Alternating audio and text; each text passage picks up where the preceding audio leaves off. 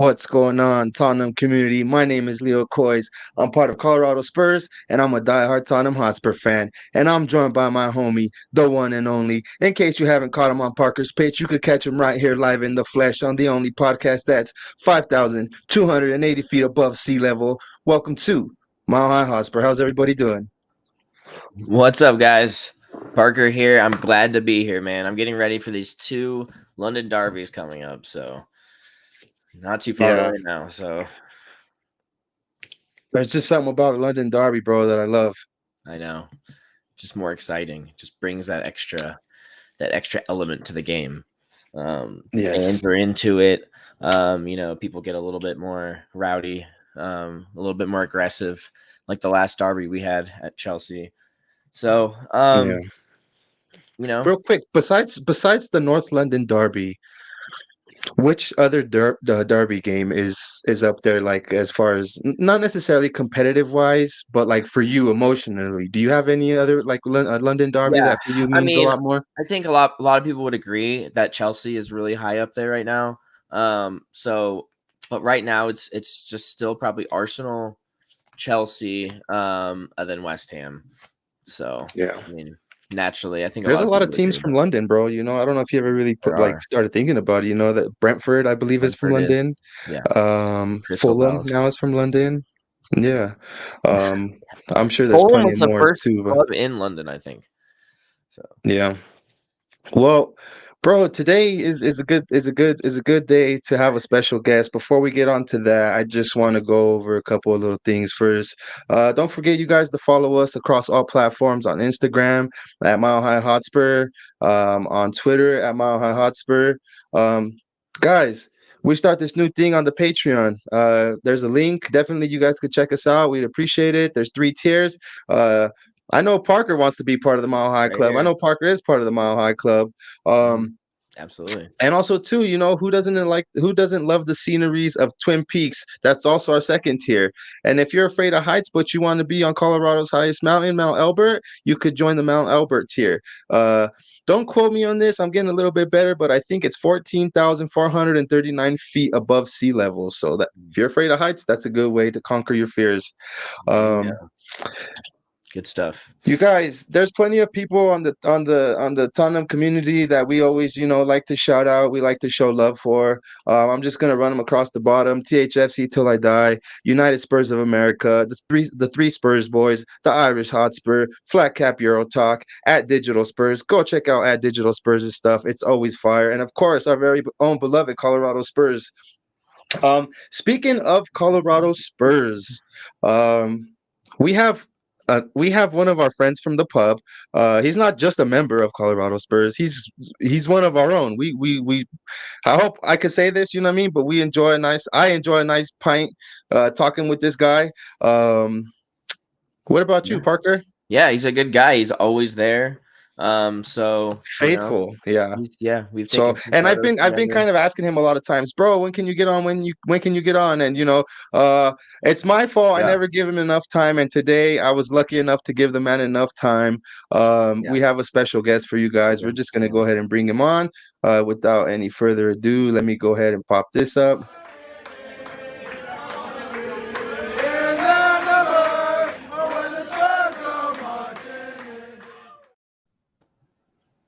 Bam. There he is. What's up, Brent? How you doing, brother? Doing good, boys. How are y'all this afternoon? Doing good, man. We're lovely. It's a nice day out today. It's pretty hot, but it's a good day. Thanks for having me on. I've been looking forward to finding a time that works, and here we are. Yeah, bro. Thank you, bro. I appreciate you, my man. I appreciate you. So yeah, I mean, but people that don't know you, your name is Brent, a part of Colorado Spurs, a diehard Tottenham Hotspur fan like us. Welcome to the podcast, brother. It's a pleasure to have you. Glad to be here. Thanks for inviting me. And I'm not I don't have it on my arm like you, but I'm pretty diehard. That's all good. You have it in your heart, brother. There you go. And if I can do one thing, you can count on me being there in the morning usually. So that's I think that's. Big up to Bobby K in the comments. Especially at those 5:30 in the morning games. My homie's faithfully there. So big up to you. Big up to you. Big up to the 3 Spurs boys. I'm just going to go through some of these comments real fast, you guys. That way I don't get too far behind. We want to say big up, gents. Hope you are good. Big up to you, Carl Simpson. Thank you for joining. Thank you for What up, joining. man? Good to see you again. My homie, Kellum, massive Spurs fan. Thank you for joining, Kellum? brother. I know it's late out there, but thank you for staying up and joining. Steak, how you doing, brother? Thank you for joining. Getting me hungry, man. You're getting me hungry. Yeah, Shane, big up to you, my man. Spurs boy saying steak. Everybody likes to just say what's up, bro. It's so dope because Brent, this is a huge community, bro. When one hops on, they all say what's up to him, and he says what's up to everybody, and it's dope. I think Steak is referring to the question I asked you here. Chelsea for him is a big derby. Yeah, big shout out there. Everybody shouting out. Chelsea haven't been the same since we took them, embarrassed them at the bridge. I feel like really. Brent, I posed the question to Parker. Besides the North London derby, which other London derbies for you are of some significance, bro? I mean, I always enjoy it when Fulham's up. I enjoy playing against them. Like Craven Cottage is like really high on my list of places I'd like to go see Spurs play someday, hopefully. But that would require Fulham staying up for long enough for it to happen. So it's kind of been up and down since I've been following. I'm really happy that Brentford is up. I have like a Brentford connection with a friend who lives in Taos, New Mexico. And he's been telling me for years, man, Brentford's going to get up. We're gonna get promoted, and we're gonna be up there with you. I was like, yeah, whatever, man. And he was right. Here they are. So I look forward to that one. But I mean, as far as hated, I mean, I don't know. It's pretty close between Chelsea and West Ham. Like, I don't know. I feel like West Ham irritates me more than Chelsea in a lot of ways because like they'll snipe us sometimes when we're least expecting it. Friggin' and that is true. Antonio always has our number, so I'm always scared of that guy. So Yeah, he does, bro. That's not a bad shout. You're actually punish us, right man. about that. I think they beat us last year at the same fixture. So yeah, they punish us. Yeah. They'll sneak up on us once a year. Sometimes it feels like. Mm-hmm.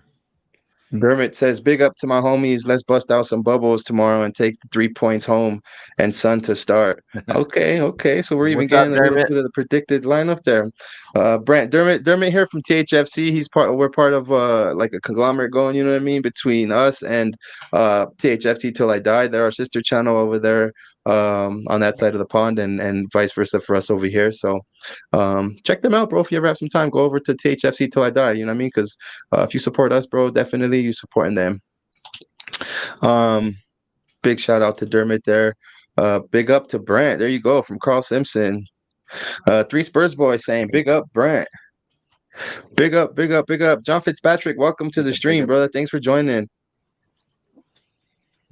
Oh yeah. There you go, Bobby. I appreciate you, bro. You know what? That's the best way to go. So Bobby hops on 2 accounts. Bobby is part of 3 Spurs boys, so he hops on both accounts and gives the like. So that's what's up.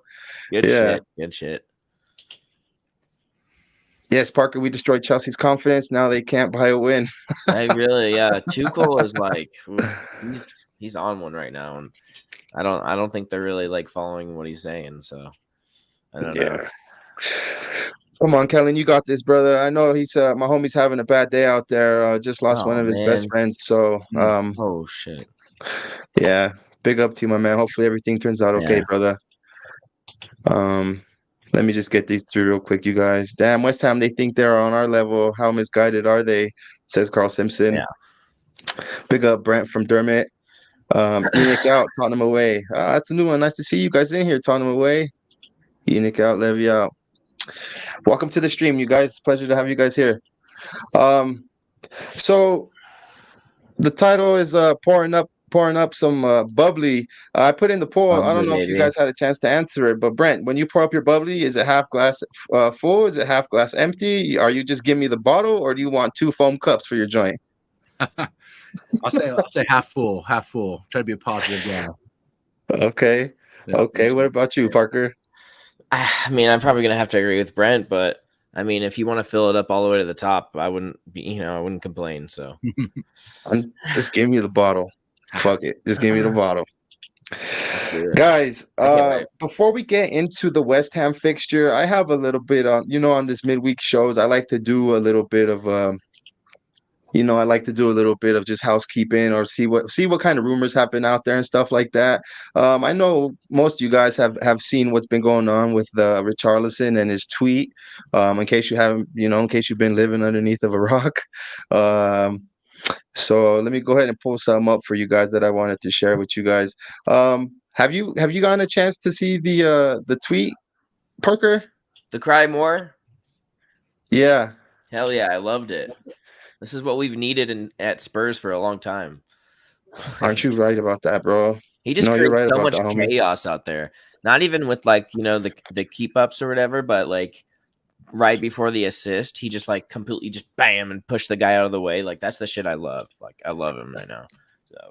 So this is according to the Spurs web. Of course, it's also on Twitter. Richarlison mocks ex-Liverpool midfielder for showboating criticism. Richarlison has taken to social media to mock the former Liverpool midfielder Dietmar Hamanns. I probably butchered that. I'm sorry. His comments about his showboating against Nottingham Forest on Sunday. It also goes on to say, with the Spurs up to the zip again at the City Ground, Richarlison decided to juggle the ball in the final few minutes of the game at the Tottenham man's antics did not go down with Forest players, who brought him to the ground with a hard tackle. You guys, they did have a hard tackle on him. I don't know if you They guys did. seen it. They just swept him off his feet, pretty much. Fell right over. Yeah. It was. He got carded for it. So. It's one of those things that if you do it and you're like, and it doesn't go well, then you're just an absolute dick. But if it does it and it goes well, then you're a hero. You know what I mean? So like, I don't know. I mean, not a hero. That's probably the wrong word to use, but like, it's just like it's part of the game. I mean, obviously, a lot of people are saying that it's an unwritten rule in football, like you're not supposed to do it on the pitch and stuff. I mean, but it is unwritten. Winning. I mean, we're winning. It's the end Brent, of the game. what is your take on that, bro? How do you feel about somebody juggling like that, doing keepy ups like that? Winning late minute. I mean, I thought the whole thing was, I thought everything about it was okay. I think it's okay for him to do that if he wants to do it. And, I think it's okay for him to get smashed for doing it as well, So if it was the other team that did it, would you be upset? I would want it to go the exact same way. I'd want one of our guys to take it in their hands. And, the crazy thing about it is it doesn't usually happen that fast. Like the guy will do something like that, and then it'll take 5, 10, 15 minutes before they get smashed or whatever. And then, it was 10 seconds later that they got him for it. Like the ball came right back to him. Yeah. Yeah. I mean, I don't know. I mean, it's kind of an unspoken rule. And, every sport has unspoken rules like that. There's lots of them in baseball, hockey, all of them, like things you don't do. And I have to admit, if that had been him doing that for Everton when he was with Everton, I would, wanted somebody to, give him a little bump at some point. So I don't know. I'm it's one of those things. This is kind of what we expected out of Richarlison when we got him. Oh my gosh! We weren't expecting anything less than this, and we're getting what we paid for. So I'm pretty happy with him so far. What do you think, Leo? Perfect example of a player. Oh, sorry, man. I was gonna say, go ahead, Brent. He's the perfect example of like the player that you hate to play against, but when he's on your team, you can't but help but kind of like him or whatever, And I was not interested in him coming to Spurs at all. Like when they said that, I thought first of all, it was too much money. And then secondly, I thought, like, I don't want this guy's attitude, like the vibe that he has or whatever. But like it's only been 4 games or whatever. And I'm already thinking, you know what? With not having Lamella anymore, what little shithousery and kind of edge that we had. And I mean, he makes Lamella look like a choir boy already. So yeah, and he just pisses off the other team. I don't think he really gets in ruffles like with our own squad as much, And I don't want him to do that shit all the time, but like once in a while, just to get to get under their skin. It serves a good purpose, it'll come up again sometime in the season. And I can see some maybe some suspensions coming his way too. Eventually. Oh yeah, for sure. For doing some stuff like that. Yeah. Yeah. I mean, it's part of the game. Some people hate it, some people love it.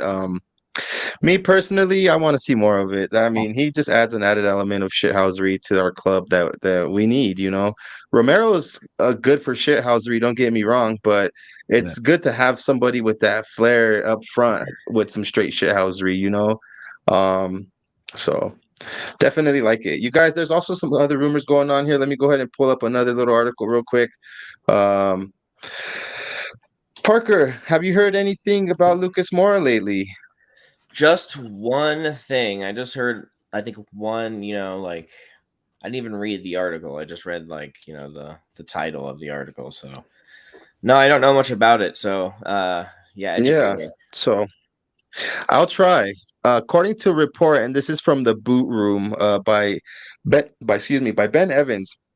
Galatasaray make their move to sign amazing 17.1 million pound Tottenham Hotspur attacker. He's no longer in Conte's plans. Is that Couple true, pictures though? here. Is that true? I mean, the fixtures are just now coming, thick and fast. They wasn't like that the first 4 games. So, well, it's rumors. It's to be taken with a grain of salt. The 30-year-old has made brief cameos against Southampton, Chelsea, and Tottenham's first 2 matches. However, he didn't make it off the bench against Wolves and was left out of the squad completely against Nottingham Forest. Ooh. The report suggests contact has already been made between Galatasaray and Moura. However, there's no indication at this point if the Brazilian would be willing to join the side. So, like I said, take it with a grain of salt. Take it as you will. Just. I think it's really at the end of the day up to Lucas. Yeah, he said a change in the system makes it hard to see where Moura naturally fits into the side. With just a few days to go in the transfer window, Moura and Spurs will have to decide quickly. Guys, it's definitely a possibility. I mean, we could eventually. I mean, eventually it's going to happen. But, Brent, what are your? I mean, just quick fire. What are your thoughts about rumor of this caliber here? I mean, if are we to feed into it or no?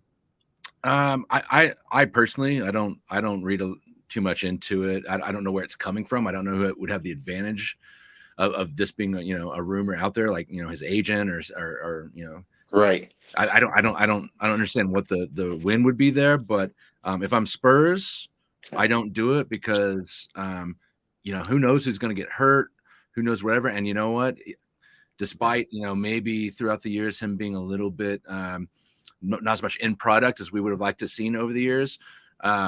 He has come up in some big moments, obviously, and seems like a good guy, good squad guy. So I wouldn't do it. And if I were him, I wouldn't do it either. Like, why at this point? Why not see? I think he has like a year and a half left on his contract or so. And I mean, I've the other things I've read sound like after that he might think about going back to Brazil or something. So I don't know. I don't read a lot into it. I hope it doesn't happen. I think he's we finally have depth. Why would we get rid of some of our depth? So yeah, exactly. Because I mean, the games are just coming so fast, and I think that's mostly because of the World Cup. But what I think about it, it's like, okay, we already have 3 choice right wing backs right now. So at first, Conte was like, "Are we going to use him as a right wing back?" And I think now that the season started, that's not even an option. That's out of the question. So, but I still want him in the midfield. So, even as like a number 10 or something like that. So definitely I would want to keep him. And I think it's really up to Lucas if he wants to be that role of coming off the bench. And it looks like he's not even coming off the bench, right? Like, I mean, so. Yeah, I saw he's not available tomorrow. So he's, but they also said he was hurt. Who knows what's true? Who knows? Yeah. Big up everyone in the Mile High. I only pour mine into trophies just like Spurs will this year. Get in, James George. Thank you for joining, brother. We appreciate you. Also, too, I seen love it, James. Hasper TV, bro. I've been seeing you in some of the streams as well, bro. Get in contact with either Parker or myself on one of our platforms, bro, and we'll make an appearance for you happen, dude. We'd love to get you on our show. Sure. If that's something you want to do. See again, Carl Simpson saying Hasper, hopefully we are in for a surprise. Yeah. Big up Leo Parker and nice beard, man. There you go. Shouting out the beard. Okay. Let me get back into some of these, you guys. Brent, are you a fan of Japhet Tanganga, bro? Man, yeah, I'm a big fan of him. I mean, I really thought he was going to kind of whittle out a place into the lineup, but obviously, between injury and then a couple of rash things, what was the Palace game last year where he did some stupid shit. So I don't know, man. I want him to work out. I definitely want him to work out. Mm-hmm. Me too. I agree. Yeah, but I could see moving him and it making sense, for him especially, because I don't see how he sees much of the pitch this year, even without a few injuries or something, and we don't want that. So. Is in this article, does it say that he's staying, or what is it saying? Yeah, well, that's what I was gonna say. Brent said he doesn't know what's gonna happen. Parker, you don't know what's gonna happen. Let me just shed a little bit of light on something that might happen, you guys. It says this is from again Spurs Web here. By this person, I don't want to butcher the name out of respect, so I'm just gonna highlight it. Report posted today. Tottenham have made a final. Yeah. All this stuff is from today, bro. And of course, if people want to know where I get my stuff from, I get it straight from the Tottenham Hotspur website, a little section called Media Watch. So it's actually posted on their actual website. It's not like I go fishing in the back webs, at Diagon Alley, looking to see the back newspapers at Diagon Alley and see what's going on. This is from, how reliable of source is it? Again, like Brent said earlier, who knows? But this is from the Tottenham Hotspur website. Tottenham have made final decision. Japhet Tanganga transfer. They have made a final Japhet Tanganga transfer season. Football London have revealed that Tottenham have now blocked Japhet Tanganga's exit ahead of Thursday transfer deadline, with the defender now set to stay at the club. Good. Tanganga did not make the matchday squad for Spurs season opener against Southampton. He has been unused substitute against Chelsea, Wolves, and Nottingham Forest. So he's been on the bench. Football London state that the Spurs Academy graduate was of interest to a Serie A duo AC Milan and AS Roma during the window, while Forest were also keen on snapping up the England 21 international. The defender's preference is thought to have been a move to San Siro if he left the North London club. It is revealed that Tanganga now looks on course to stay at Tottenham, at least until the January transfer window. I'm happy about that. I think if he's on the squad still, then Antonio has plans for him, and we got all these games coming up. So if he hasn't made a substitution yet, it's just a matter of time. So look, guys, if somebody can improve Japhet Tanganga, it's more than likely going to be an Antonio Conte and his staff. Honestly, if you're any of these Spurs players in it, that we mentioned here, even the ones we don't mention, if you're a player in the Spurs locker room, you better be listening as much as possible. Your eyes better be on the coach. Your ears better be wide open. You better be soaking up all that knowledge that he's kicking. Because if not, you're going to be like Harry Winks, I'm sorry, and just shipped off somewhere else, Exactly. Or all the other my ones. advice Like to any of them is just, just apply yourself. And, if I could just give advice to anybody in their daily life, it's just apply yourself in every aspect of your life. Apply yourself, even more when you're making millions of pounds a month. So you guys, just real quick, a quick fire question about Japhet Tanganga. Parker, are you happy him staying? I mean, it is still a little bit of depth, whether or not he's going to be starting at all, or maybe he's just there for God forbid, an injury happens. It looks to be like he's staying. What are your thoughts? Yeah, he's staying. I'm happy for it, and we need the depth still. And he's, he probably won't play the Champions League games. Like you said earlier, he hasn't even came on as a sub yet. He's made it on the bench. But we're trying to win every trophy, right? So every every fixture we have is a chance for him to come in. Not the Champions League, besides that one, because I wouldn't trust him yet in the Champions League. But no, he has a chance to come on, and if he's still on the team, and if they blocked that, then that means that Conte does have plans for him. Simple as that. If they blocked it, so yeah, good I agree. Him. Good for Tanganga. Brent, I'll pose the same to you, bro. Quick fire. What do you think about this? What I just read to you guys? Yeah, man. I mean, he's still really young. I can't remember how old he is, 22, 23, something like that. Why not? I feel like he has another year or two before it would make sense to move him if he's still not, getting any time or whatever. He has a lot of good tools. Let's see what Conte can do with him. Yeah, give him more time. Yeah. Yep. Yeah, I agree, you guys. Shane B says Winks has gone. We could promote someone from the under-23s, but that takes away from it. Yeah. Brent, have you had a chance to check out Spurs play? I have, yes. Do you know they're actually playing the academy games now, right? Have you? I mean, I'm pretty sure. I assume you're a busy guy. I assume you work and you have obligations and stuff like that. And trying to squeeze in watching a 90-minute academy game is kind of hard. But I definitely recommend it, bro. It's different, but it gives you an insight as to what's ahead. Yeah, man. I mean, it's awesome that we have that as an option now. I picked up some of the preseason matches on it, and I actually really enjoyed like the Defoe on there and a couple of other guys, familiar faces, doing the intros and stuff. I enjoyed it, and yeah, I mean I want to see what the future is going to be. So watching some of those academy stuff is the way to do that. Yeah, exactly. Scott M, big up to you, Scott M. Thank you for joining, my man. I know last night I seen you. It was very brief. I had some stuff to do, but welcome to the chat, bro. Also, too, Scott, I'm gonna be in contact with you, brother, because I want to get you on here too soon. So hopefully we can squeeze that into your busy schedule, Scott.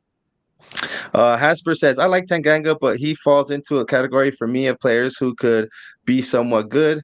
I see him as a right center back, a Romero backup, not a bad shout. He needs to work on his concentration and ball retention passing. Yeah, I could think a lot of our players need to focus on that too, though, Hasper. Let's see here. No, but that's Carl true. Simpson is a big up to Scott. Scott, big up to Carl Simpson.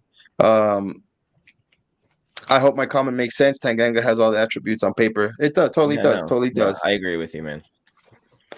It's cold over the UK. Man, I'm jealous, bro. Over here, it's hot. What do you think? Brand's pretty freaking hot today. Hell yeah, I'm up in an attic right now, so it's excessively hot. Oh damn! I thought it was maybe a basement, bro. No, it's an attic. Yeah. So where do you hide your hostages at? Those are in the basement. Oh, okay, cool. Yeah, I guess right behind that curtain right there behind you. Well, it makes more sense. If you have them upstairs, they're going to be banging around and everybody downstairs will hear them, as opposed if you keep your hostages in the basement, they can't really make that much noise. Yeah, no windows to escape. Good mind, Leo. Yeah, well, I live in a trailer, so I don't have a basement or an attic, so I just keep my hostages tied up on the couch. There you go. All right. How would you guys like if I was to tell you Harry Kane might not be signing a new contract? I would be devastated.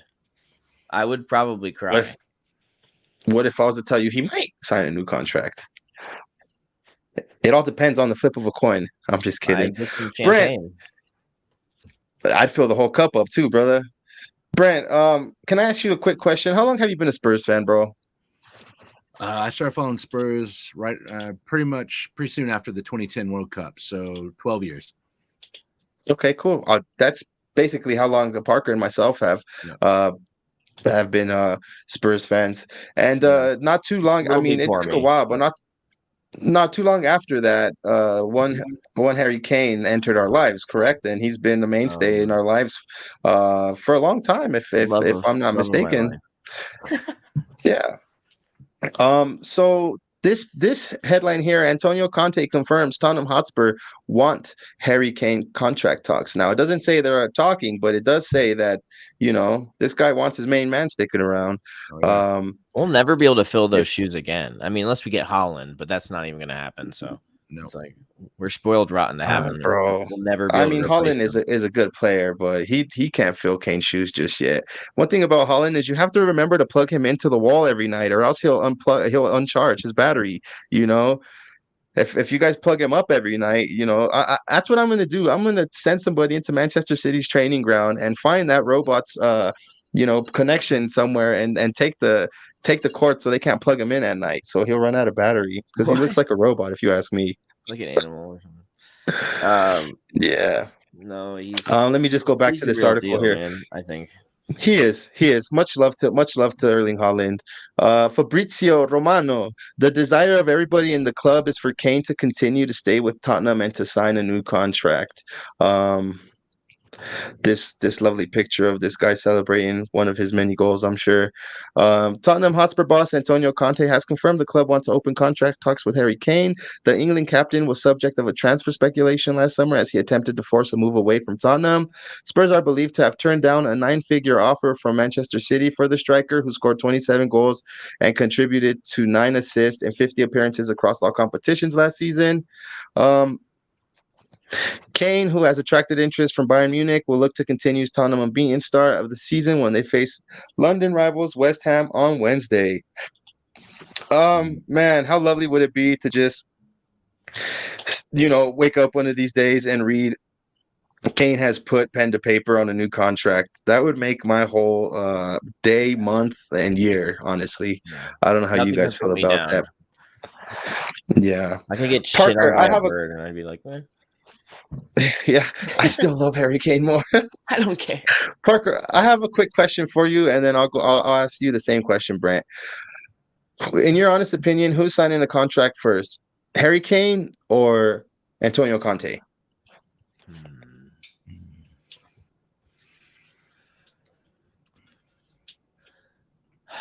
Harry Kane. Because I think if Harry Kane signs the contract, then Antonio would sign the contract. But it's like vice versa too, so it goes both ways. But I think most of the time clubs just try to get the players signed first. I don't know. That's what I think. But I definitely think that if Harry Kane puts pen to paper, Antonio will do the same. Yeah. I have to agree. And I mean, I think also it has a lot to do. I mean, you guys brought up Haaland just a second ago. City, of course we know that they'll just pick up whoever they want. Money's no object, but for now they don't need somebody up there up top. They have Haaland. So where's he going to go if he doesn't sign with us? To be honest, like Bayern is really the only possible option, and I don't know. I think, we obviously dodged a bullet last summer with maybe him almost leaving or whatever. And I think now with Conte here and the way things are going, like, why would he want to go anywhere else? And I don't think he does. I think maybe, he had a little bit of moment of doubt, but it seems like he's back on board now. And with the way things are going, I agree with Parker. I think he's going to resign, and they need to do it. It's, get it done, whatever it takes, because, that's, I think that's our foundation going forward for at least, 4 or 5 more years, hopefully. So I think Kane's like a family man too. So yeah, I think that if he did leave, I mean, City's out of the question now with Haaland, but I could see him going to Manchester United just because of all the money they have as well. And I know he wants to raise his family in England too. I mean, that's what I've heard. I don't know if not from his own words, but it seems like he wants to stay in England in the Premier League and break Alan Shearer's record. So. But it seems like he actually doesn't even care about that when you talk to him. It seems like he just cares about the 3 points. Oh, he does, bro. He wants. It he seems wants like it, but yeah, he probably wants to break. I want that record for him. Yeah. Yeah. Yeah. Well, I mean, I love Harry Kane. He's one of our own guys. Talking of one of our own, Jet Spence, bro. When we were at the pub and Jet Spence came on. It was a couple minutes later. I was watching the game and watching the play fold out, and out of nowhere, bro, this young man just, I'm like, wait, what the hell is sprint that? On anybody on our team, bro. The kid is quick. The kid is quick. Future. Miles ahead of Royal and Roydy, if you ask me. Jet Spence took to Twitter today, or actually after the game, I'm sorry.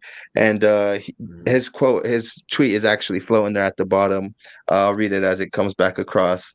It said, this is from @Jet Spence. Special moment for me to make my Premier League debut at such a great club as @Spurs Official. White heart, blue heart emojis. Thank you to the fans. That's us, you guys. For the warm welcoming.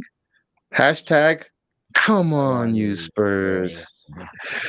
Brant, the little bit that we seen of Spence, he almost came on and scored a goal, bro. You know, like, Yeah.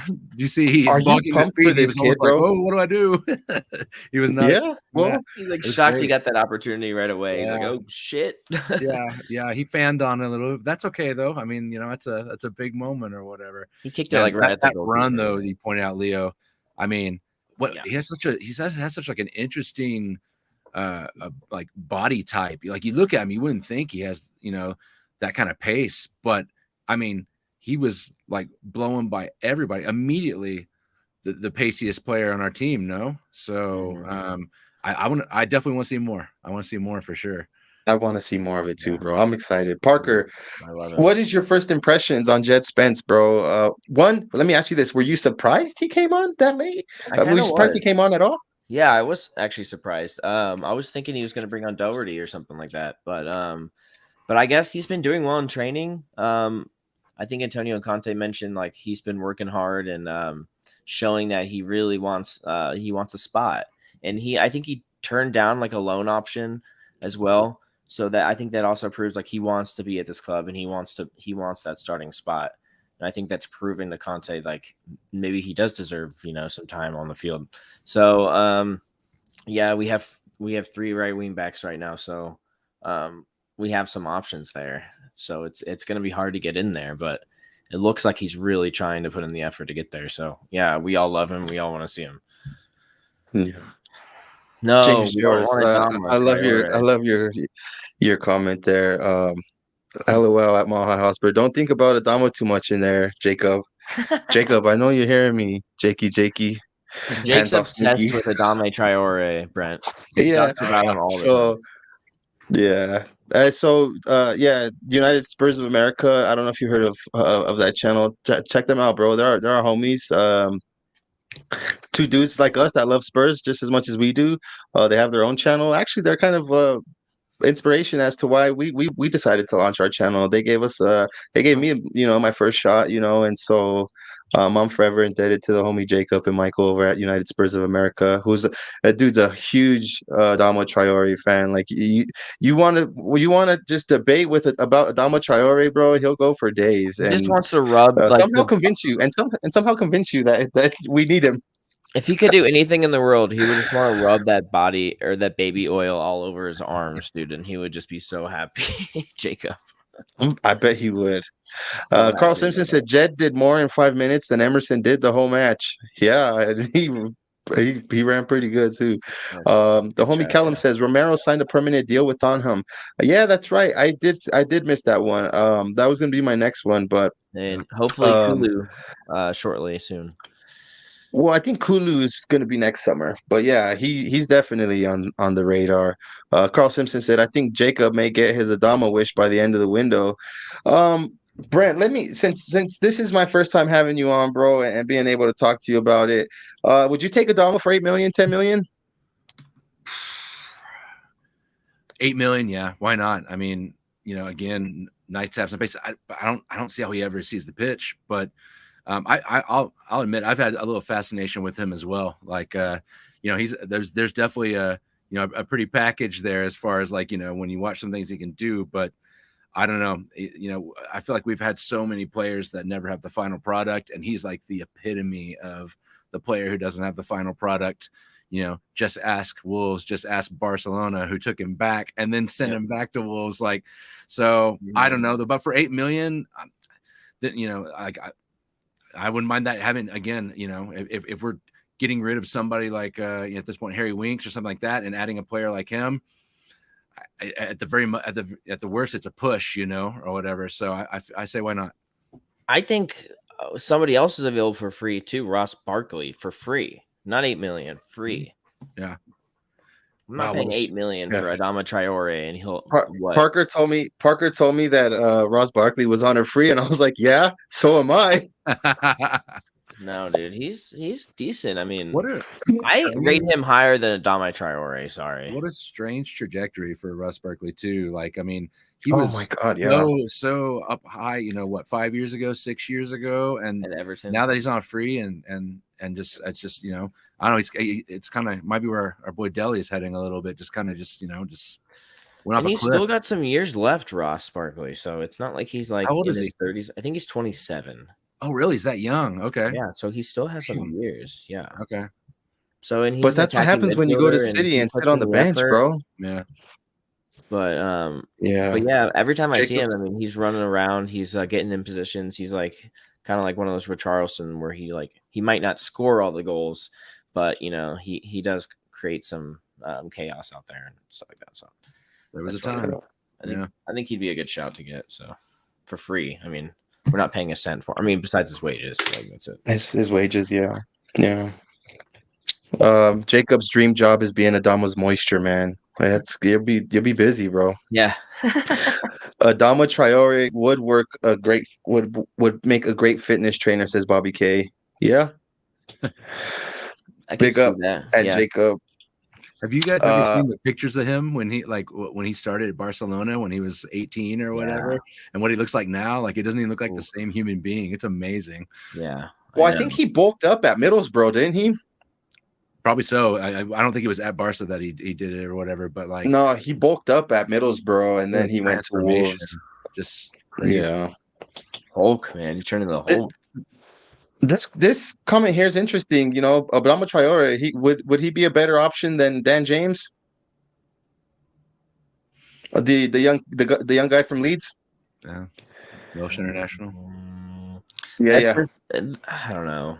It's an opinion, but I would rather take Dan James than Traore, but I would rather have Ross Barkley than either of those guys. How old are they? Dan James, that's a good question. 24, 25. Oh, is he that young? Okay. James. Yeah, Dan James has to be probably even younger than that. That's what I was saying. Well, I don't know. That's what I was thinking. Dan James was like 25 or so.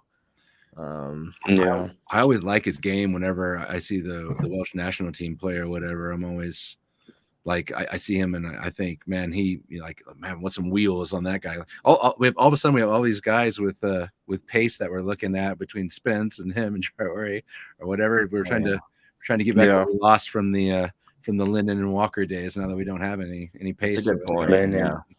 Daniel James definitely has some pace on him. Yep. Martin Sheridan, that's a new name. Welcome to the stream, bro. We appreciate you coming in.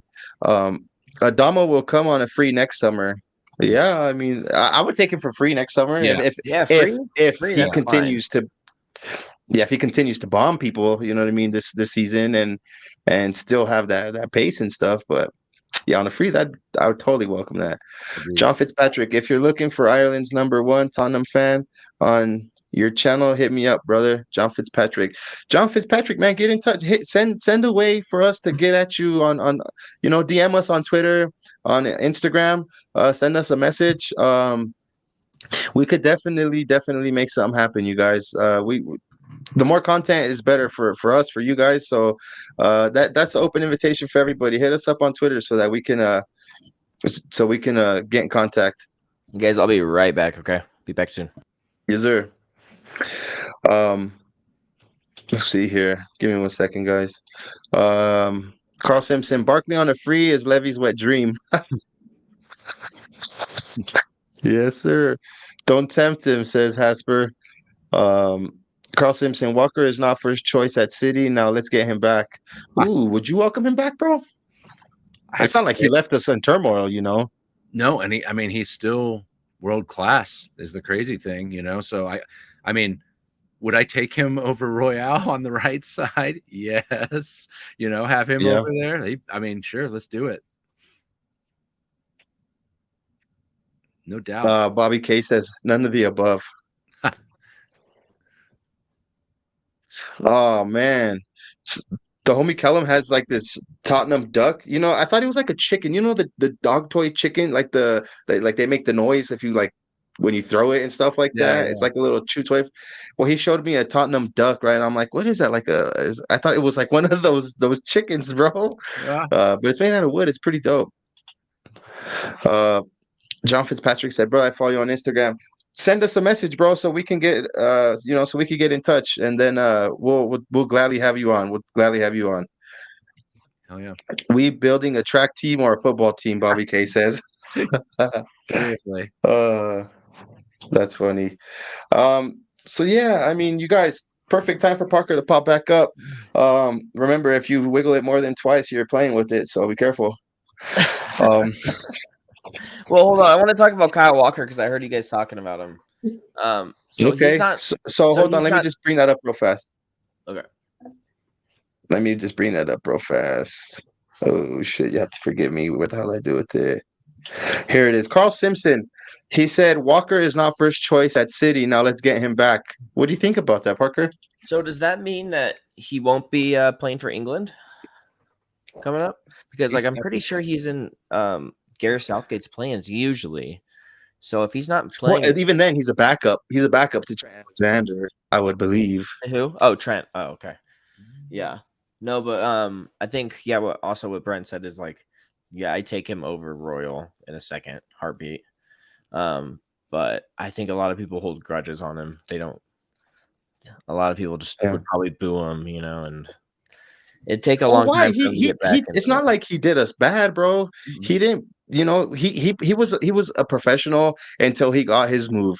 He played professional. You know, he was not bad at all. You're right. I mean, we can't expect every player to stay at Spurs. So. And it was good business for us too, because like at the time we got like what 53 million or something like that for him, and that's a good point.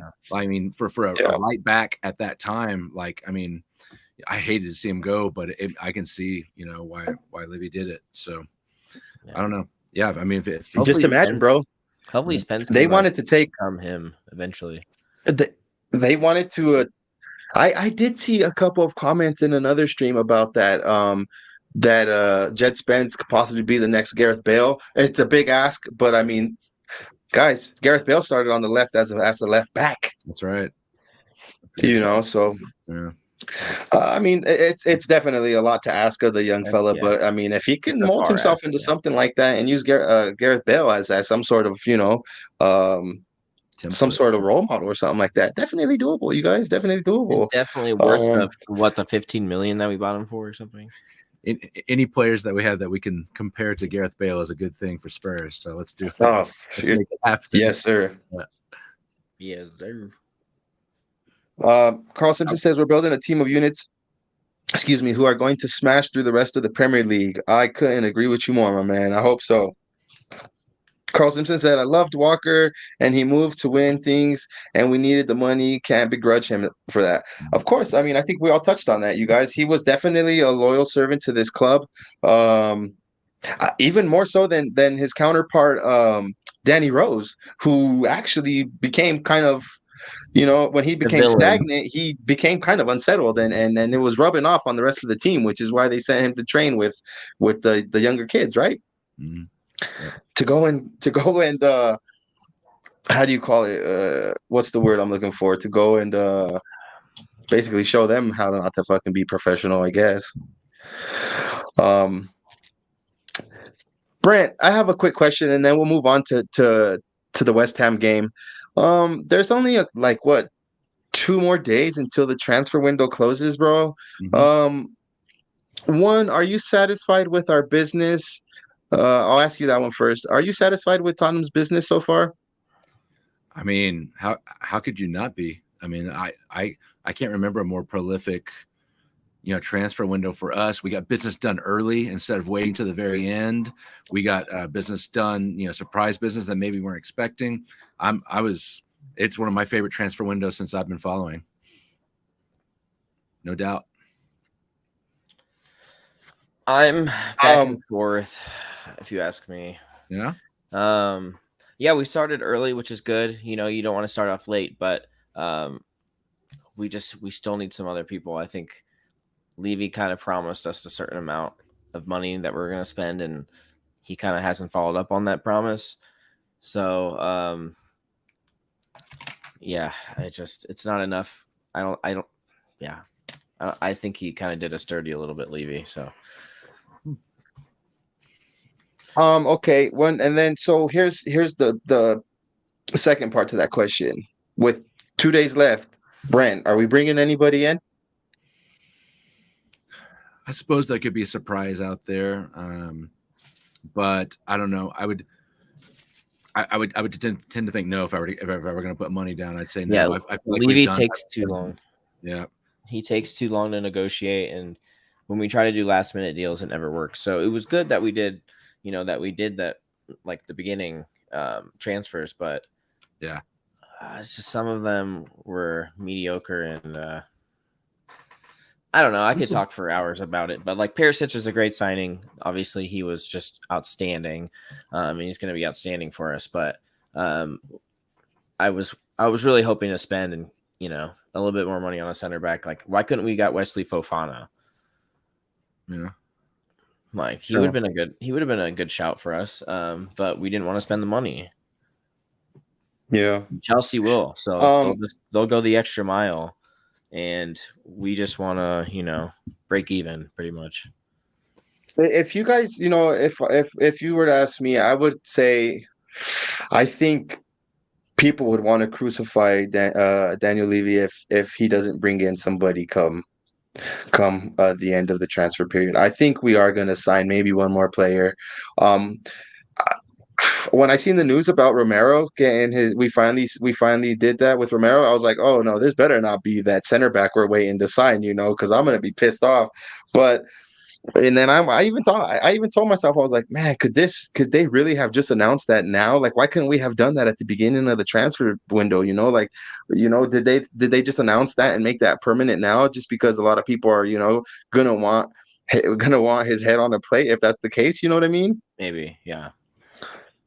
Still need somebody. Yeah. So, I mean, we tried for a couple of the big center backs, and it just didn't work out. But, and I mean, to me, there's a quantity element to it or whatever, but like to me, it's all about like I want it to be smart business or whatever. That's what's going to get us to where we wanted to go. And so I want to get people just to satisfy some number they said they were going to spend. Like maybe that was the intention and then it didn't happen. Now the problem is that we've heard that before, and it's kind of hard to take it at face value. Sometimes it seems like maybe he's putting one over on us a little bit, but I don't know. I was really happy with the transfer window in general. Like I said, I'm back and forth. I think we solved half the problem. We needed depth. We needed players for this like crazy season that we're about to have.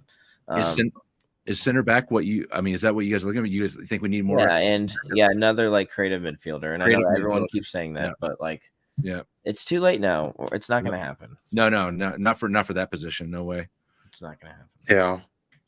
At this point, Brent, I would welcome anybody. I mean, we just need added depth throughout the whole squad, whether that's the leading line, whether that's midfielder, or whether that's the back line. Right, even anywhere, man, anywhere. But if the window was to shut close today, I would be happy. I mean, I'm just that type of Spurs fan, like I will definitely ridicule, I'll definitely, bitch and moan, but at the end of the day, like it is what it is, and the starting 11 they put out is what Conte wants. So I'm gonna back the team. I've never been one of these like. Go ahead. Do you think our last January transfer window was better than this one with getting Kulu and Bentancur? Yeah. I think that was right, because I don't think it's about. Well, we did need depth, right? So we needed like a good amount of players, but I don't think it's about how many players. It's about the quality of the players. That's a good point. That was an awesome one too. Yeah. So maybe what we're saying is that since Conte has been here, we're starting to have a lot better transfer windows. So yeah, I rate highly the January transfer window that we did, of course, because the two players probably got us the Champions League. You know what I mean? Position by far, but if we're yet to see Basuma slide in, you know what I mean? Basuma might add a lot, dude. Like he's got that potential to add a lot. If Van Perisic, we're seeing the fruits of him,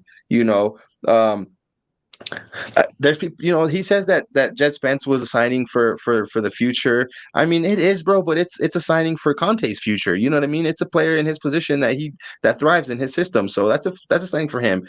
Destiny Udogie, you guys, we forget about him. He's not with us, but he's still a Spurs player. Definitely a signing for the future. Cost around the same amount as Jet Spence, just about. And opposite players of both sides, both quick players, dude. So.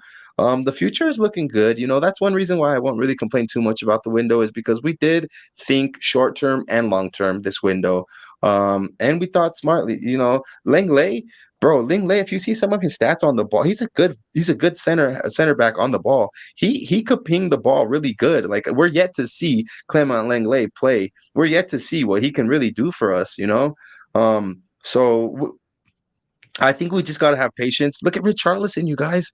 He's come in and done not freaking wonders, but he hasn't flopped.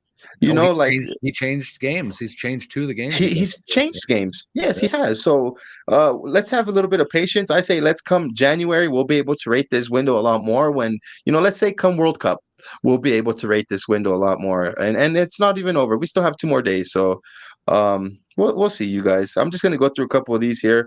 Comments. There were rumors tonight that we were in for unknown attacking player. I would welcome anything like that. What are the score predictions for the London Derby? My homie Callum, we'll get into that later. Tom, I like. I'm assuming that's Melanovsky to come in and the quality center back, wing back. We'll have to wait. It seems. I agree with you. And also too, let me go ahead and pull up this one here before. Big up to you. Thank you for joining, Tom. Big up, amigos americanos, and all. Big up to you, my homie. Let's see. I have enjoyed our signings and really happy with them all, but there hasn't been that player that I thought, holy shit, what an amazing signing. I agree. Tottenham Hotspur could add a mystery forward to their ranks before the end of the summer transfer window, journalist Paul Brown has told. Yeah, you guys, I would welcome that too. He just put Melanovsky. Yeah, I was right. The article is on a transfer tavern. Stuart, big up, Bobby. Parker Wallace, this is a new one. I haven't seen this guy in the chat before. Would love a Ruslan Melanovsky. I just can't see it happening. Big up to you, Parker Wallace from Mile High Hotspur. Tom says, is Harvey White in the senior squad? He should be. He's an excellent player to watch on those academy games, Brent, that I was telling you about. Harvey White, definitely. Yeah, I've seen his name. Yeah, for sure. You guys, we are coming up on the hour mark. I just want to take this minute to show you guys these real fast. Give me 1 second. To let you guys know, we have a Patreon page and we would totally appreciate your guys' help. Just to help the channel grow. If that's something you guys are interested in, definitely let us know. We welcome any and all to the channel. There's 3 tiers, Brent. We have 3 tiers, right? You've been in Colorado long enough to be considered a native. Our first tier is the Mile High Club. Who doesn't want to be part of the Mile High Club, bro? You know what I mean? You don't even have to get on an airplane to be a part of the Mile High Club. Twin Peaks. Who doesn't love the sight of Twin Peaks, bro? Especially some really big Twin Peaks. That's also our second tier. Our third tier is the Mount Elbert tier. The highest mountain in Colorado is Mount Elbert. 14,439 feet. A lot of people, like myself, are afraid of heights. I would never climb one of those mountains. This is your chance to get on top of the mountain by just adding, by joining the Patreon. So if that's something you guys are interested in, definitely holler at us. If you guys are interested in following us on Twitter, we're at Mile High Hotspur. If you guys are interested in joining or to following us on Instagram, we're at Mile High Hotspur.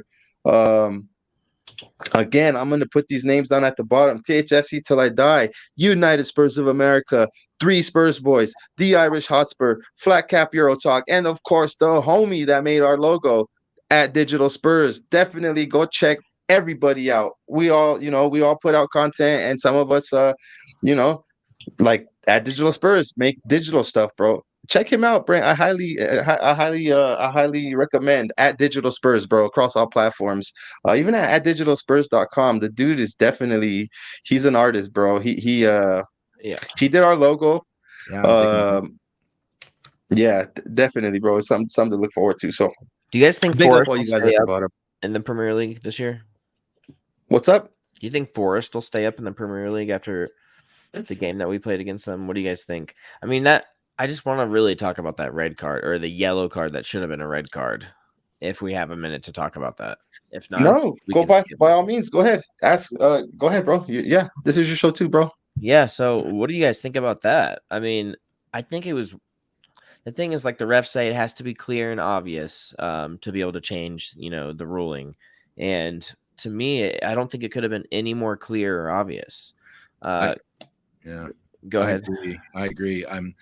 It's always hard at the pub to hear the details what they're talking about and kind of figure out everything that's going on or whatever. So right when I got home, the first thing I did was rewind it to go watch that and see what they were saying, because usually, obviously the commentators they're given a little bit of a feed of what's actually going on in VAR, and so like hearing them talk about the fact that they essentially, it sounds like what they said was that they didn't think that Harry Kane was going to get to it, and hence it wasn't a goal scoring opportunity. It's complete bullshit. If you watch that, Harry Kane's head is on that ball if he doesn't hit with his hand. So I have no idea how that's not a red card. Well. Yeah. So if he wasn't being dragged, he would have been even higher. True. I have no idea how they came to that not being a red card. That was shocking to me. Yeah. It's VAR. How do they miss this kind of stuff? Yeah. It makes me wonder if there was some other element that we're not, privy to, or something that they didn't, that they decide because of something that I don't know about. Apparently nobody else something knows in the rule book or something that we don't know about. That's a red card, period. Kind of like the hair pulling with Romero against Chelsea. Like that probably should have been pulled back too. But I mean, I'm not complaining. It was orangey for sure. Yeah, it's just some of the VAR decisions are shocking. To say the least. They have the camera right in front of them. Yeah. Rewind. Like, how do you? Yeah. To answer the first part of your question too, I think Forest's staying up. Like, I was impressed with them the whole match. Like, I mean, they moved the ball better than we did for a lot of it, and weren't losing possession as much as we were. And so I thought, a team that can do that against, a team like us, like they should be fine. Like they look good, I thought. And that, they just need to execute their shots a little better. And I think they, Yeah, well, I mean, we kind of dodged a bullet there again, because like, if they had any kind of accuracy on their offensive game in that first half, we're playing from behind. So if that was Man City, it would be like 4-0 them. So, but that's also why they just came up from the championship, is because they don't have that kind of efficiency. So I like Carl Simpson's comment. Forest will stay up there because there are definitely 3 teams worse than them. Yeah, that's a good shout. Bournemouth being one of them. Tom says, I agree. That ball was going in the back of the net for sure.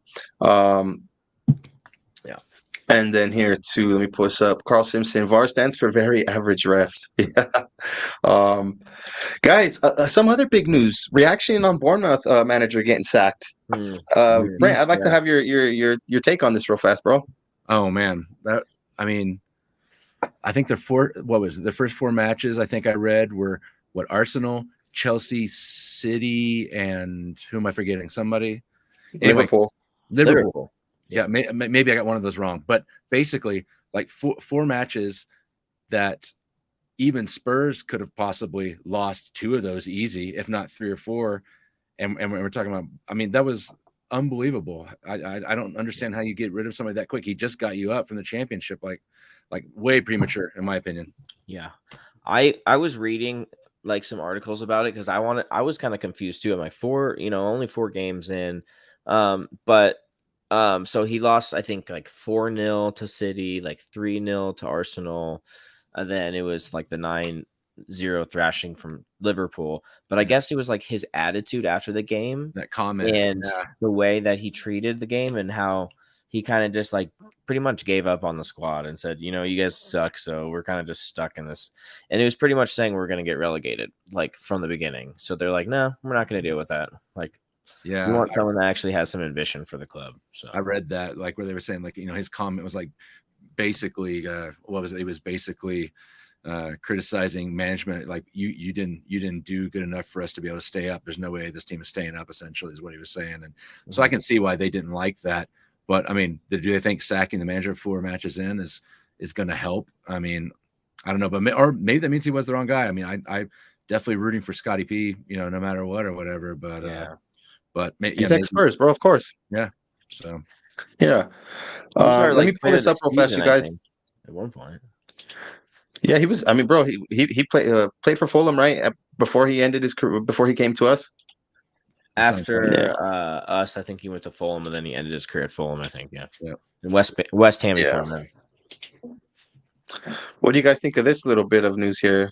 Next, Bournemouth manager Sean Dyche favorite. After Scott Parker sack. I'd love to see him back. Yeah, me too. Love the guy. I just wanted to see some odds. Jonathan Woodgate, whoa, at 9-1. Terry. Michael Carrick, 12-1. John Terry, 12-1. John Terry. Yeah. Okay. Well, I mean, there you guys go. Just a little bit of, just a little insight there to, yeah, big up to them. Let me go through some of these here. Dyche makes sense. Leo, I believe this is passion fruit tangerine with a little bit of mint. I don't condone it. But it is zero Nick. I don't smoke nicotine anymore. Carl Simpson said, right, I better go get some sleep with work in the morning. Great show, gents, and catch you on the next show. Thank you, Carl Simpson. We appreciate the support all the time, brother. Scott Parker said the squad wasn't equipped enough, so the board booted him. Yeah, I mean, anytime you're gonna do that in public, you have to know that the boot's coming. Terry Wright, big up, gents. Big up to you, Terry Wright. Thank you for joining the stream, brother. We appreciate you. Likewise. All right, you guys. Well, we're pouring up some bubbly this weekend. It's gonna be lovely, you guys. West Ham versus Tottenham Hotspur. You guys nervous about playing West Ham? Usually they're kind of, dare I say, they're somewhat of a bogey team for us, you guys. Not necessarily the bogey team, but definitely up there in the mix of being a bogey team. What do you guys feel about Parker? What is your first? If tomorrow we play, what are you thinking? What's your thoughts? I'm nervous because they hate us more than we hate them, and they're just going to give it their all. Especially, it is a cup final for them. We're home. No, we're playing at the Olympic Stadium. Yeah, it's a London stadium.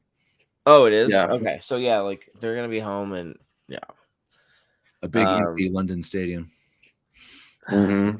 With the big old track around the field, you know what I mean? Their fans are just so far away from the pitch, bro. Yeah. They need to have a lot of room for their bubbles to just spread, you know what I mean? They're like one of the teams that like give us more abuse than even like the Arsenal fans I've heard from people. Sure. So they it's a cup final for them, bro. Yeah. They don't win nothing, but as long as they could beat us, they're happy with that. Am I not mistaken, you guys? Exactly. They treat it like sometimes too. Brent, how you feeling about the game tomorrow, bro? Just first reaction right now, Yeah, I mean, it's because of the World Cup schedule, it's just so weird to be playing a league game and this early in the middle of a week. I keep thinking, hey, we should rotate some players, being used to it being either some kind of Carabao Cup or FA Cup or even like an early Champions League or Europa match where we're playing somebody maybe that's qualifying, that's a little bit less of a challenge. But like, I mean, this one really matters. We need to play a strong team. Yeah, and they're always a stumbling block for us. It's happened numerous times since I've been following, so it's definitely one to take seriously. Yeah. And even though they're 17th now or whatever, I mean, doesn't mean much. It's only 4 games into the season, but we need to. They have quality players. Yeah, for sure. Well, and is who they just signed? Brazilian Paqueta, is that his name, right? I think they Luis Paqueta. Is he actually is he good to go tomorrow, or will he? I would think they're probably going to wait till next game to integrate him. Yeah, he might not even be. I'm sure he hasn't trained with him yet, and he might not even be like all the legal stuff. Yeah, or whatever. Might need that work permit. He might be just chilling in a suit in the stands or something. There we go. Yeah, we might unveil him at least. You know what I mean? Yeah. So I'm glad they won't have him at least. They mean business, so they need to catch up. Bobby K says, "Boys, they scored 1 goal in 4 games. We should batter them. This is the game we need to gain momentum going into the heavy fixture congestion." Absolutely spot on. Absolutely spot on. I think that also gives West Ham fuel because they haven't scored very much and they need to get back on track. So they could just go all out. Yeah. We can't, Yeah, I agree with Bobby though. Like, I mean, based on current form of our 2 teams, we should batter them, and it'll be a good barometer of whether we're still moving forward for a match like this. It's actually a good time to play like a match like this, like let's a derby that tends to give us trouble. Okay, let's keep this momentum we have going. Like all the vibes are good now, and let's see more of it. So it'd be a good win if we win tomorrow away at West Ham. Yeah. Yeah. Big up to you, Ellie. Thank you for joining. Ellie says, "Hi, homies," or in England, "My yardies. Just catching your show. Had to tune in because want to say hi. We will blow the spammers away and burst their bubbles to bits." Big up to you, Ellie. I know it's late out there, and thank you for tuning in. Hope everything's going good. Brent, Ellie is our is known as the Queen, Queen Hoiberg. Definitely one of the biggest Hoiberg fans you'll meet. In all her platforms, then her name is Queen Ellie. She's part of THFC Till I Die, our sister channel that I mentioned earlier. So nice. Yeah, check them out if you have time. Definitely. She might not have liked what I was going to say earlier when we were talking about Basuma then, so I'll keep that to myself. No, Beer had a great game, I think. That respects, yeah, he really if did. There's anybody that respects opinions, it's Ellie for sure. By the way, how cool that Chelsea lost today. Yeah, big up. Chelsea losing. I can't stand them. It feels almost as good as a win for us. Like, it feels so good. What a mess. Yeah. Stuart, you beat me to the draw, brother. You beat me to the draw. I'm gonna pull up a couple of facts here. West Ham have quality squad. They spent 180 million to upgrade their squad this summer. Going to be a tough game. I'd be happy with the point. Look, if I'm being 100% honest with you guys, when I predicted my first 5 fixtures, I predicted we would beat all 4 coming up to this. I predicted we would beat Chelsea. I predicted we would probably draw with West Ham. So we ended up drawing with Chelsea. So I'm hoping we smash West Ham. But morning, Ellie. The bubbles pop easily. True. Ellie is legend. See, there you go, bro. Everybody's got mad love for basically everybody in the community's got love for each other, bro. It's such a wonderful feeling to be part of this Tottenham community. All right. Well, as the homie alluded to earlier, this is our Premier League record against West Ham, right? This is just Premier League era. We have 27 wins, 10 draws, and 18 losses, and 83 goals. Right. So I mean, the opposite could be said for West Ham. They have 18 wins. They beat us 18 times. They've drawn 10 times and lost 27 times. They have 67 goals. We'll go through a couple of top goal scorers. Parker, in this fixture, who has the most goals? Which player? Sonny. Brent, what's your guess? Like all time in the in the whole Premier League. Yeah, the Premier League the fixtures that I just went off to go say. Who has the most goals for either club? I mean, I'd like to think it was Sonny or Kane, but I feel like Antonio scores several every time we play against him. So I don't know. I'll say Antonio just to throw it out there. Okay.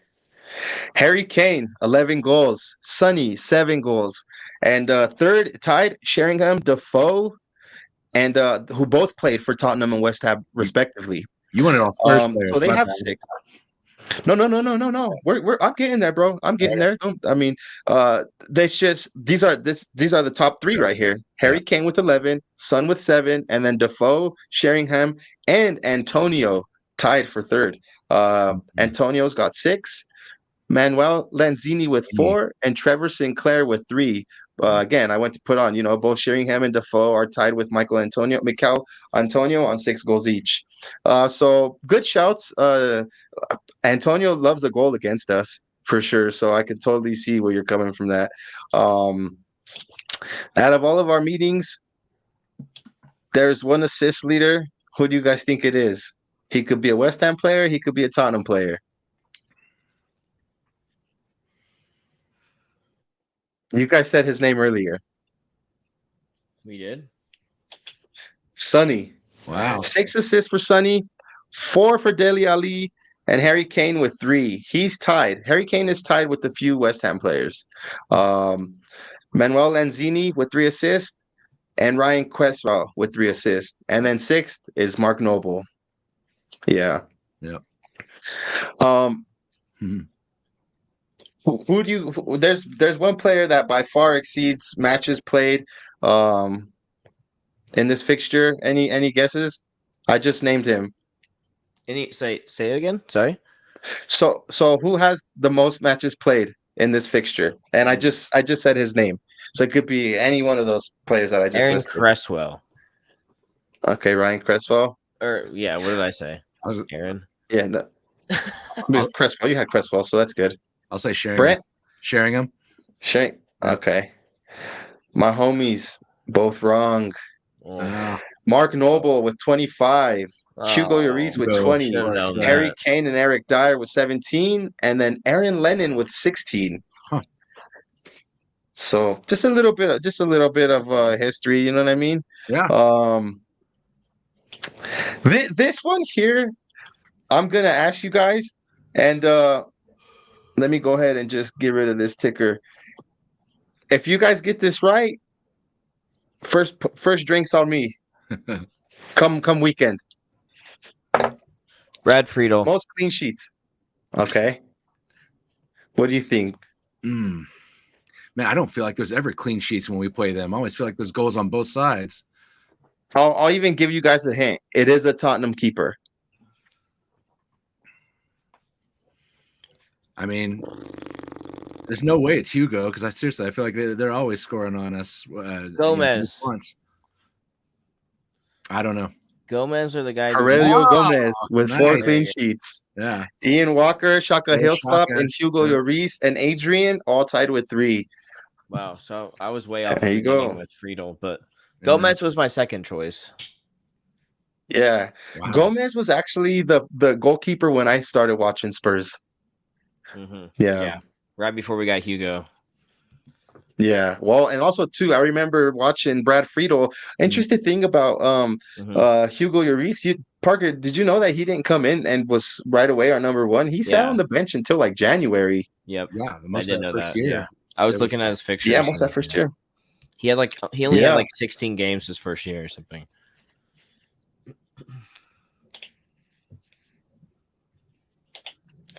Oh, Robson, Hasper. It was a good guess, brother, but it was definitely Aurelio Gomez Robinson. Thanks, all the great Spurs fan from myself and all at THFC till I die. Big up, Ellie.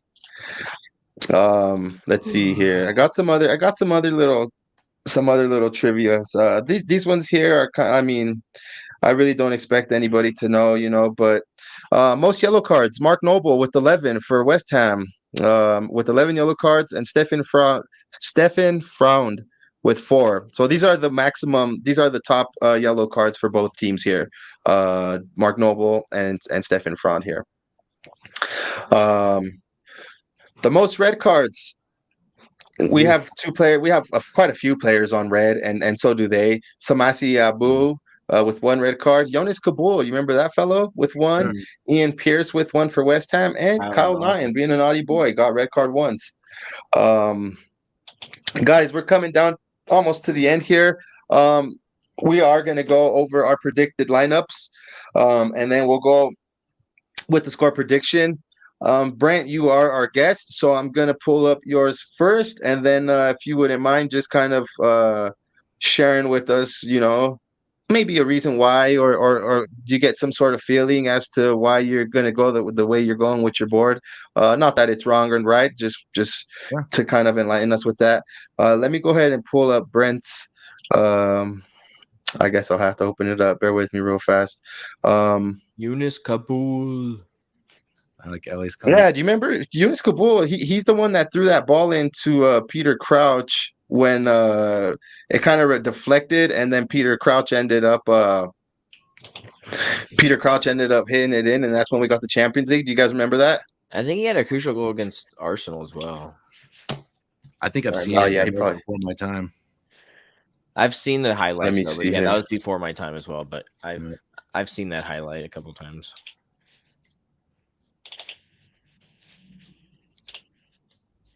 Okay, bear with me, fellas. I'm having a hard time here.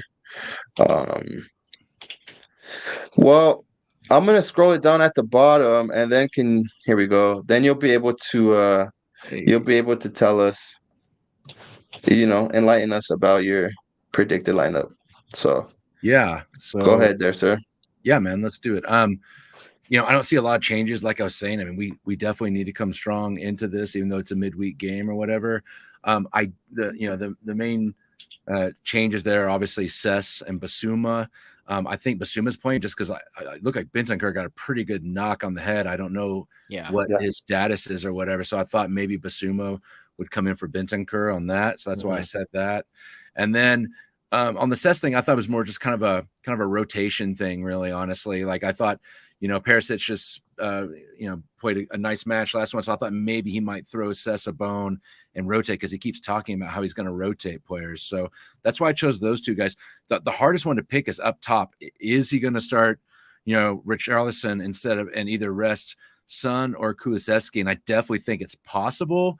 But I just went with go ahead. I don't think he's going to do that to Son yet because I don't think he wants to fuck with Son's mentality. Like I think Son is already struggling enough with it. So like not starting him, that I don't think that's what Sonny needs right now. I think he needs to start and find that goal. And as we just saw in the stats, he scores. He has scored quite a bit against West Ham. So I think he'll leave Son on and maybe we see Richarlison instead of Kulusevski. But I think we'll see the same three up top to start. Yeah. I mean, all those are a good shout, bro. Definitely, and definitely doable. Do we know if Bentancur's Parker, okay? give me a second. He's out for a couple of days. He is because he got rocked. Like he looked like he didn't know where he was a little bit. So I didn't even see how it happened. Like what actually happened to him. Yeah, I think he's out. He's out against West Ham for sure. I don't know yet against Fulham, but was it like I didn't see what happened to him either, bro. Honestly, I just kind of found out later on that he was injured. No, he looked a little starry eyed over there walking around. Yeah, he was shaking up for sure. Yeah. So, which is too bad, but since he's been generally pretty good for us. 2 games ago wasn't his best game ever, but I thought he was solid against Forest. So no, yeah, he is definitely one of our great players. So. Isn't it nice though to have Basumas to where like if either one of those guys like to actually have a guy that we should not a downgrade. Yeah, and I mean might even be an upgrade if he ever gets a shot to see some serious time. He could be that creative, more creative at least for us. I'm not saying he's going to be a as creative as an Ericsson or somebody like that up there, but I do want to see what he can do. So I'm maybe this will give him a shot. Yeah. Parker, this is your starting 11, right? Go ahead and is that yours or is that mine? This is not mine, but it's pretty close. Let's see here. The only difference is I have Cess on the bench this time. That's the only difference. Yeah, you went with Perisic, right? Yeah. Sorry, it's kind of complicated because we all have the same lineup except for those 3 dudes. Yeah. Yeah, Brent went with Son, and he put Sessegnon here, and I went with Sessegnon and put Richarlison. So it's just him and him that are, but it's going across the bottom there. I apologize. I must have saved them wrong, but so Parker, go ahead and go over your lineup, and then we'll just pretend here that Mr. Richarlison is Mr. Sonny. No, actually, I have Richarlison, and the only difference I have is I have Perisic instead of Perisic. But, so the back 3 stays. Sanchez is doing absolutely fantastic. So hopefully we'll get another clean sheet, and it'll go into double digits hours wise of without conceding. So Basuma coming in obviously for Bentancur. Højbjerg's just he's our soldier. He's going to play 90 minutes. I think he could play 90 minutes every single game. Is he going to? No, but he probably could if he wanted to. And then I got you, bro. I got you. Go ahead. I lost my train of thought. Sorry, it's because I found your actual one. And then okay. So I think this is a game that Conte is going to take really seriously, and I think when we talk about rotating the squad, I think he'll do it against Fulham rather than West Ham. So I think Cess and Spence will come in against Fulham, but for West Ham, I still think we're going to see Perisic and Royal on the wings. And then does that look better for you, my homie? What? Does that look better right there for you? Yep, this is the one.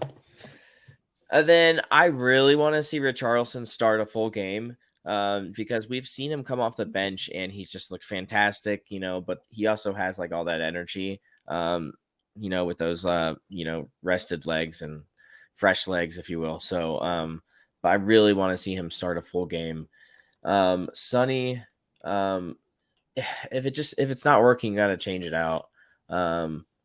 If what was I going to say about it? Son is just, you can't wait too long for something to happen. And you can always bring him in, and I think it could actually help him. I know Brent was saying like keep his confidence up, keep him in the squad. And I just think if you take him off, change it up a little bit, that's something that could change his mentality and maybe fuel his fire a little bit. That's what I think. So I want to see Richarlison start a full game.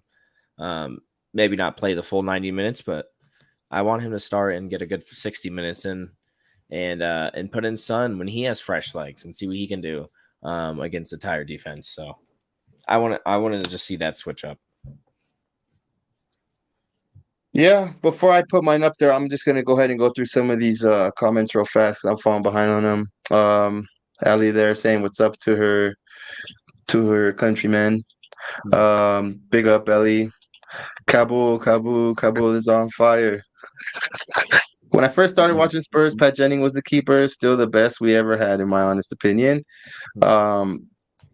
His header against Arsenal. Love Brent's shirt. Wow, fantastic. Big up. What is that shirt? I've never seen that one before. That's a third kit from like 2012, maybe 2011, somewhere in there. So yeah. Nice. Richarlison for Kulusevski, then Perisic for Son. Ellie may be good for Spurs if Tuchel stays. Yeah, that's true. Kulusevski is like unbenchable. Like you can't bench him right now. Yeah, the workhorse. Spurs. I think that's probably because I was messing up he said, "What the fuck is this 11?" I think it was because I was messing it up. I don't know, either that or he just doesn't agree, because he's also too a Sonny sexual. He's really a fan of Sonny, so that might be why he said that. I don't know. Change but it up if it was a little on me, bit. my bad. Make him think on the bench for 60 minutes. Oh, he was pissed when he came off. You guys seen that, right? Pissed, yeah. Now, was he pissed for getting pulled off, or was he like pissed at himself? He kind of did some motion, screamed some shit and like did this, but like he's getting a little desperate on the ball. He's being a little selfish. Like he needs to score, so he's like taking it on, trying to do too much. Just take him off for a game, bring him on in the 60th minute. That's what I think. That curler on the right, though, if he puts that in, then it's a completely different conversation. Like I feel like, sometimes they go in, sometimes they don't. Like they'll go in for him at some point, and then it'll be good. I'll just say this one thing about Sonny. He had that through ball that they played him where he was offside, but he was 1v1 versus the keeper. He should have definitely put that in the back of the sack, even if he was offside. It would have boosted his morale. Yeah. I was hoping when he did that, I was hoping that he was going to put it in just for the, just to follow through, but it didn't happen. Yeah. Bobby K says, Jacob, we know you're starting 11. Lloris, Traore, Pierre-Emile Højbjerg, Traore, Kane, and Sonny. Gonna need a lot of oil for that one. Yeah. Oh, yeah. He's got enough body to like share, so. Do you guys know if Romero's available? So I think he might be, right? He's been making himself available for the team like this last 2 weeks, but Conte's like, no, buddy, you're not going in. We'll save him for the Champions League. Do you guys know League. if he's fit? He trained with first team yesterday, I read, so I know he's available. I feel like if Conte is smart, maybe he'll give him one more game just to kind of get back up, and then maybe there you go. Yeah. None of them want to play him. They all prefer Sanchez. I mean, I don't think it's they prefer Sanchez. It's just if he's not 100% fit and Sanchez is pulling his weight, then definitely continue that. But it's definitely Romero's spot once he's 100% fit and ready to go in. I don't want to Traore. Have you guys been happy with Sanchez's performance filling in so far? Of course. Yeah. It's been of course. phenomenal. Look at here, Bobby Absolutely K. phenomenal. Been a pretty. To be fair, Sanchez looked solid last game. Oh my God, did he ever? He He's does. been solid the last few, honestly. Like He's been solid since the end of last season, bro. When he came onto the North London competition. Derby and did his Yeah. job. Imagine if he doesn't solid. get benched again, he just keeps his spot and Romero gets benched. Imagine that. You might have an You guys last uprising night. If that happens. Yeah. Last night on Hotspur Hood, I was on for a little bit with Colin on Colin's late night. Definitely check him out. I actually got to put him on that ticker too. But anyways, there was like a thought or like a comment or a question about what about having Sanchez play right center back, Romero play center back, and play Lenglet on the left center back. That would be a pretty dope combo if you ask me, you guys. I would totally entertain something like that. I love Dyer, so you love Dyer though, but is okay. Dyer the best for the team? I don't care. I'm playing Dyer. Because that's what we Spurs fans all have in common is we all love Eric Dyer and we all don't want to see him get his fucking spot taken. Personally, bro, if it helps the team, I'll bench Sonny and I'll bench Dyer, bro. Like I mean, at the end of the day, you know, it is. He hasn't.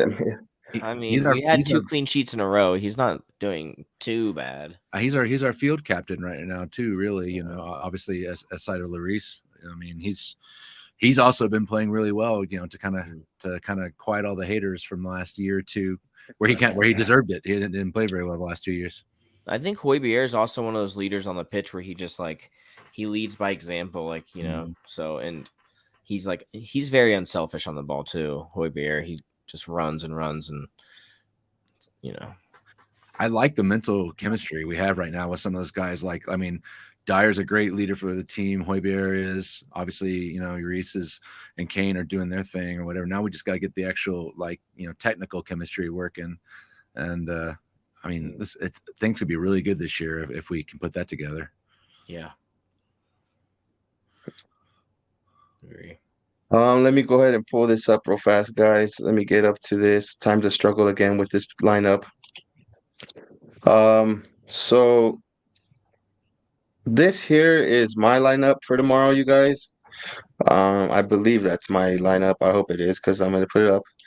I have Lloris in goal. I have Sanchez, Dyer, and Davies.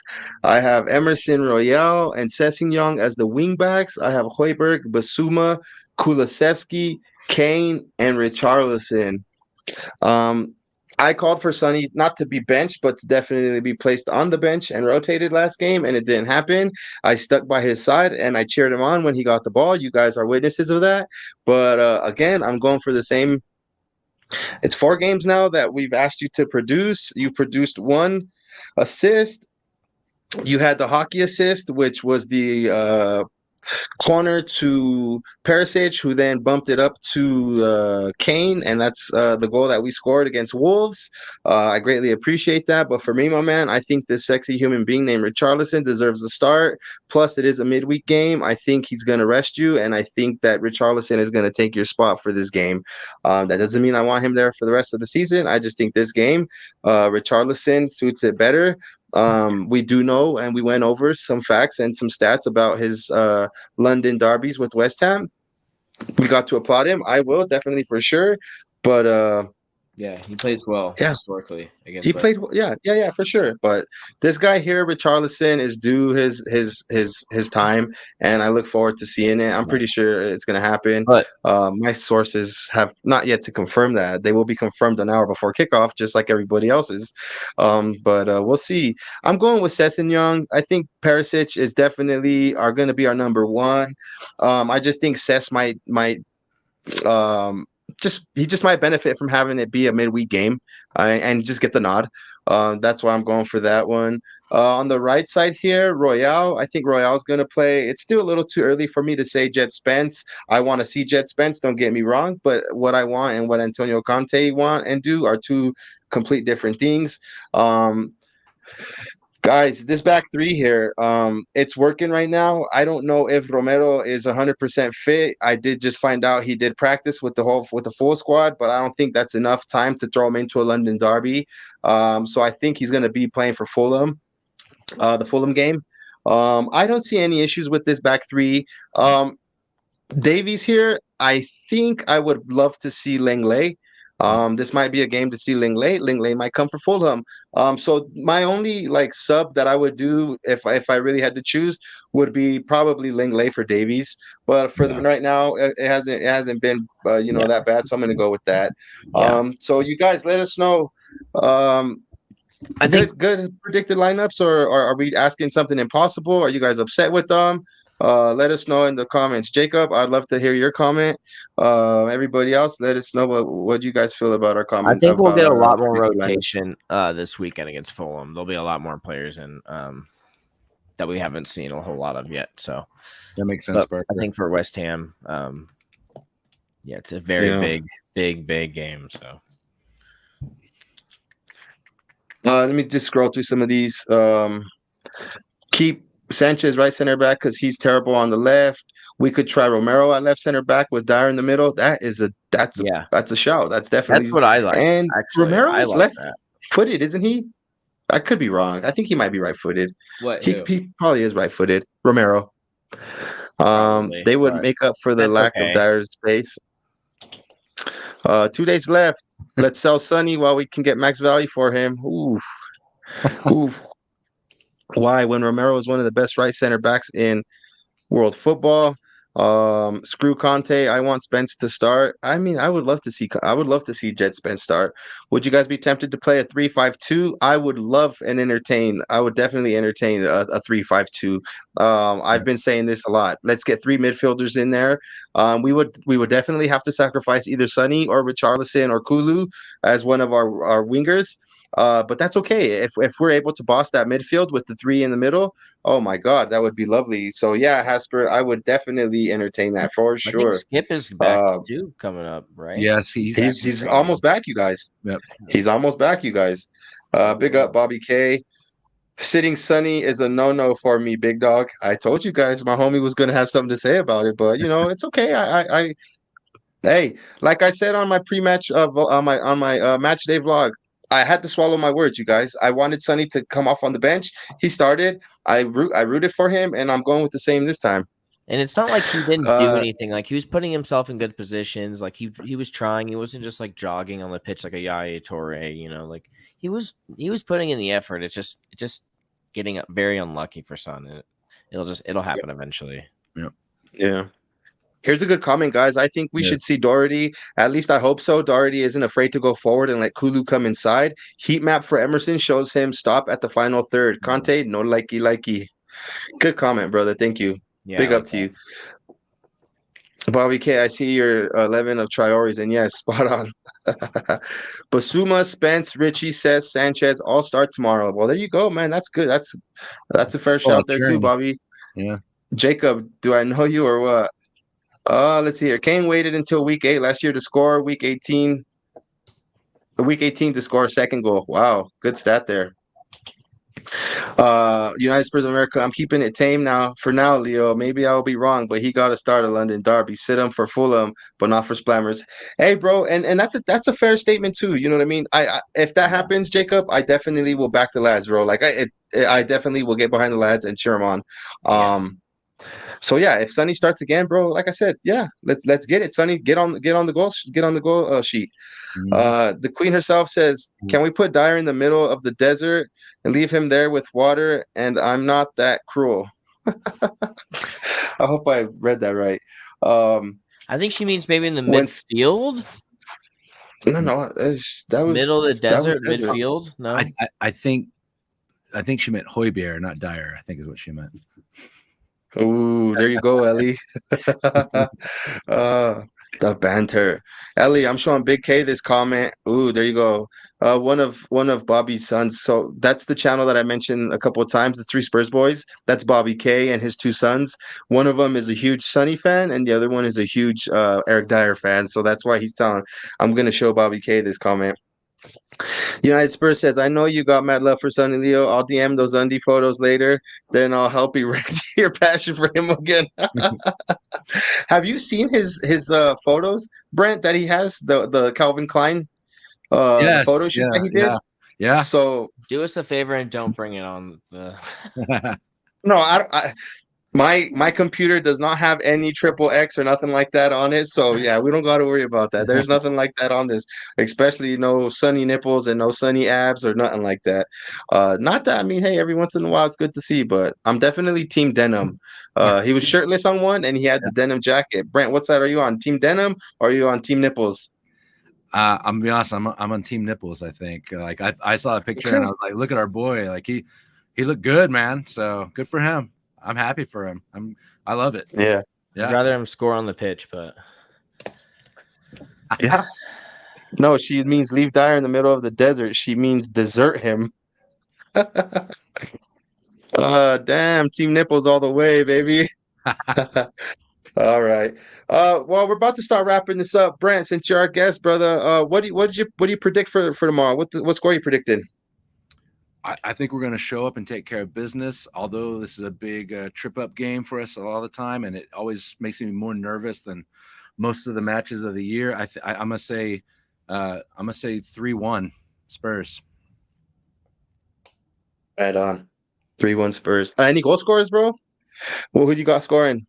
I think, first of all, since I think Sonny is going to start, I think he's gonna get one tomorrow. It might be an ugly one. It might not be necessarily something that really gets him going, but just something for him there. So I'm gonna say 2 for Kane again and 1 for Sonny. Okay. What about you, my homie? So I think that we're gonna start off fast again, because I think last game we scored in the first 5 minutes. I think we're going to continue that. I think Conte's really pushing for a quick start. So I think we're going to score 2 goals in the first half. I think it'll be Kane again. I mean, I think he's on a roll, and I think also Richarlison will score in the first half. Then I think we'll score 1 in the second half. Dyer header 3-0, and I think Sanchez is going to keep going for that streak of clean sheets. Okay. Bobby K says 4-0 tomorrow. Big show needed. Yeah. Tottenham away. West Ham 1. Spurs 1. Sanchez is going to get another clean sheet, guys. Come on. Brent, you are a marked man for that comment, and I'm a marked woman with Jai for a big Bobby K say, I'm sorry about the desert. It's a good place for Dyer. So there you go, man. Don't be going. Hey, and the homegirl Ellie, bro, she lives in Tottenham, bro. Yeah. Oh yeah. Yeah. So don't be going to Tottenham unless you get the cosign from her, bro. Because you're a marked man. You know what I mean? I have to keep looking behind me as I'm walking. Yeah. There you go, Ellie. He can't say I didn't warn him, Ellie. Let's see here. Bobby K, not Bibby. Bibby, who's he? Let's pray Richie starts and Sun sits on the bench at kickoff. I couldn't agree more with you, Tottenham away. I really feel that. Dude, I really Richie gets first goal. Kane gets a goal. Dyer get a goal. 3-0. Yeah. Dyer, all right. Morning still. Morning, Stuart. Ellie, sorry, too late. He's not happy with you. Ooh. Massive Spurs fan Kellum says 3-1. The homie Jacob says 2-1. Let's see here. Spurs 2, West Ham 0. Patron Sanchez clean sheet. Richarlison another keepy uppy. Spence gets another late appearance. Oh, that's a good shout. I want to see another Spence appearance. Yeah, welcome still, Iggy JP. So you guys, I'm gonna go with a 4-1. I think we're going to put some goals up. I think our team's going to start firing on more cylinders. I'm not going to say all cylinders, but they're going to start firing on more cylinders. I'm going to say Kane gets 2. I'm going to go 1 for Richarlison, and I'm going to go with Kulusevski. I hate to say it, Jacob. I hate to say it. I don't see Sonny scoring. I want him to score, but I don't see him scoring. The homie United Spurs, Jacob laughing emojis. Bobby K, are you crazy to sell Sonny? Yeah, he was. Joking. Everything's got a price though in this world, bro. We're not getting into Sonny. Well, there you guys have it. Our score predictions, our predicted lineups, you guys. Final thoughts before we wrap up this show, Brant. I know you don't have a YouTube channel. At least I don't know of one. But is there any? I mean, do you want to promote anything? Is there anything you want to say while you have the podium, real quick, bro? Do you want to maybe?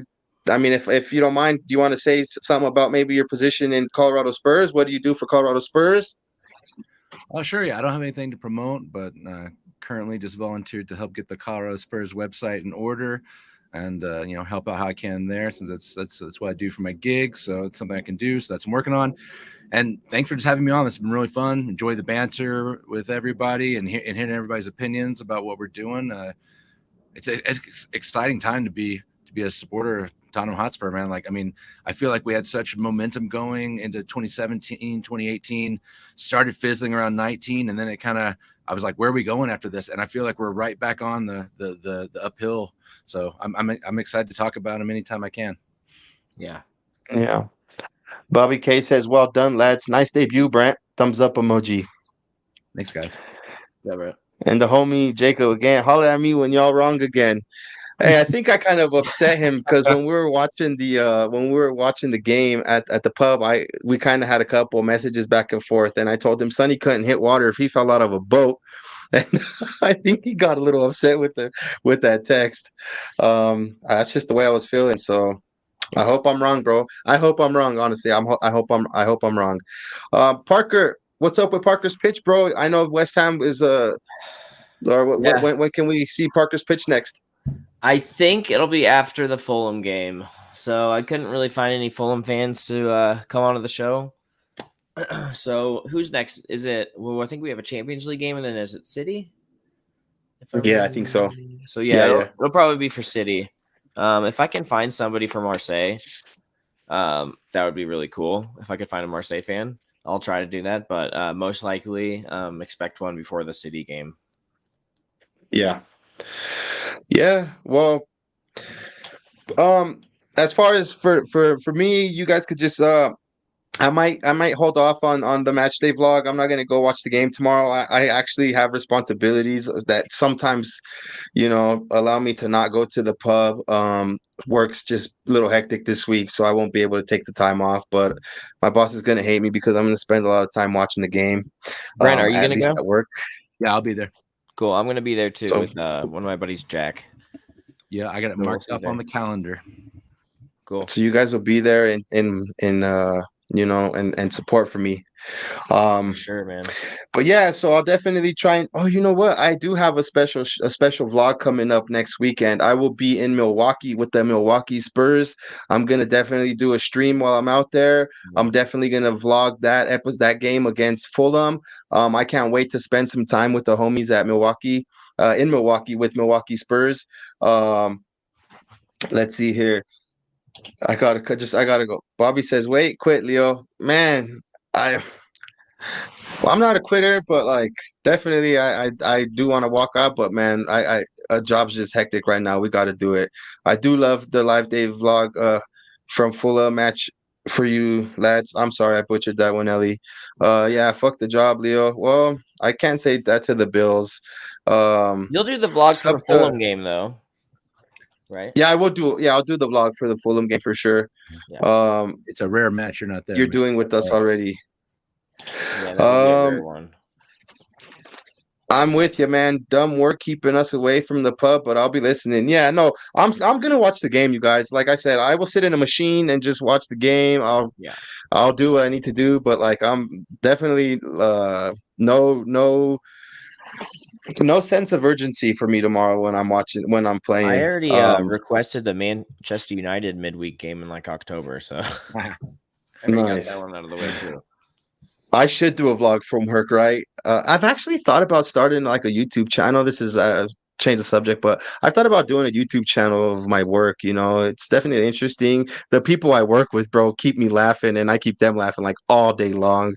It would just be like comedy bits all day long, So maybe that might be in the works. But thank you guys for your support. If you know Spanish. Yeah, well, I mean, that's also a good point. You know, they say, you know, there's a common like a joke that we often say is, if you're lonely, just go to a construction site, because we call each other primo. Everybody calls each other primo, primo, primo, primo, you know, and that means cousin. So if you're lonely and you don't, you know, you want to feel love, just go to a construction site. Somebody's bound to call you primo, you know what I mean? Nice.